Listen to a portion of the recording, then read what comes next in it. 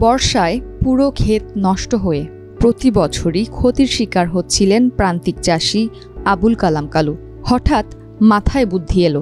মাত্র 18 কাঠা জমিতে 18 প্রকার ফসল আবাদের বড় ঝুঁকি নিলেন। সেই ঝুঁকি লোকসানের বদলে সাফল্য হয়ে ধরা দিয়েছে এই কৃষকের ভাগ্যে। জমিতে হাইব্রিড জাত বাদ দিয়ে দেশীয় 12 মাসি সবজি আবাদ করায় আবুল কালাম কালুর খরচ সাশ্রয় হয়েছে কয়েক গুণ। মেহেরপুরের আবুল কালাম কালুর নিজের কোনো আবাদি জমি নেই। গ্রামের সড়কের পাশে 18 কাঠা জমি লিজ নিয়ে শুরু করেছিলেন সবজি আবাদ। কিন্তু টানা বেশ কয়েক বছর ধরে সবজি আবাদ করলেও লোকসান এড়াতে পারছিলেন না। বর্ষা মৌসুমে বিরূপ পরিবেশে নষ্ট হচ্ছিল অনেক কষ্টে গড়া ফসলের ক্ষেত। 14-15 বছর ধরে সবজি আবাদ করি। এই হাইব্রিড জাত হাইব্রিডে দেখলাম যে ব্যয়বহুল খরচ, বেসনের যে পরিমাণ দাম, তারপরে আপনার ওর প্রচুর হইলো পোকার বৃদ্ধি বেশি, বা হইলো আবহাওয়ার সাথে সেট হয় না। কি দেখলাম যে হইলো আপনার এই যে দেশি 12 মাসি এই জাতটা আপনার বেসনের দাম কম, বিষ লাগে কম, সার লাগে কম, স্প্রে করা লাগে কম। সেই ক্ষেত্রে আমি মনে করেন এই যে এটা করেছি, এটা থেকে বেসন আমার কেনা লাগে না। পরবর্তীতে বেসনটা আমি আবিষ্কার করি, তৈরি করি। সেই বেসনটা আপনার হইলো চাষি কিছু দিই, আমু কিছু লাগাই। আপনার যারা হইলো এই আমার জাত বাদে যারা হাইব্রিড করেছে তাদের থেকে আমার এখন বর্তমানে হেভি উন্নত। তাদের দেখাচ্ছি কিছু নষ্ট হয়ে গেছে, কিছু হয়েছে না, ফল দেওয়া না বর্ষায়। আর আমার সব সময় এই যে গতকাল তুলেছি 1 মন, আজকে তুললাম 1 মন। চাল কুমড়ো গতকাল 30টা তুলেছি, আজকে 40টা তুললাম। প্রত্যেক দিন মনে করেন এবারে আমার প্রত্যেক দিন একদিনও কামাই নেই।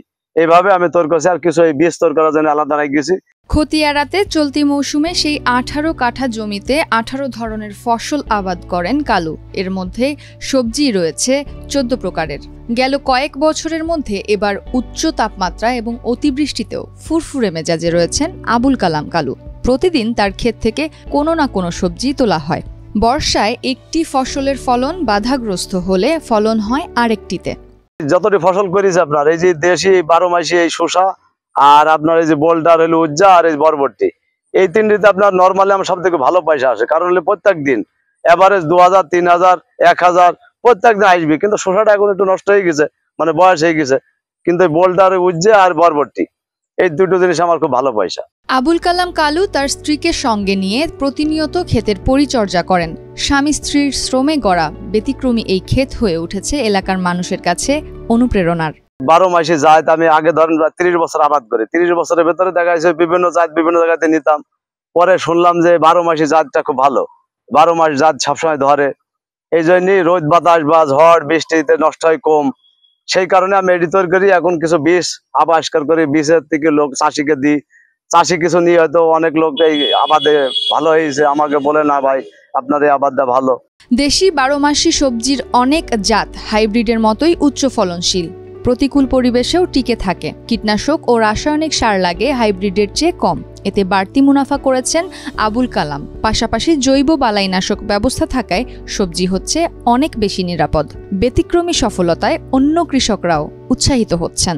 বাজারজাত করছে, বাজারজাতে যে কোনো একটা জিনিসের দাম হয়তো বা একটু কম হলেও আরেকটা মনে করেন যে বাড়তি তাকে দিতে হচ্ছে। হরিয়াদহ গ্রামের অতি সাধারণ কৃষক আবুল কালামের এ উদ্যোগ লাভজনক এবং নিরাপদ সবজি প্রাপ্তির একটা মাধ্যম বলে জানালেন উপজেলা কৃষি কর্মকর্তা।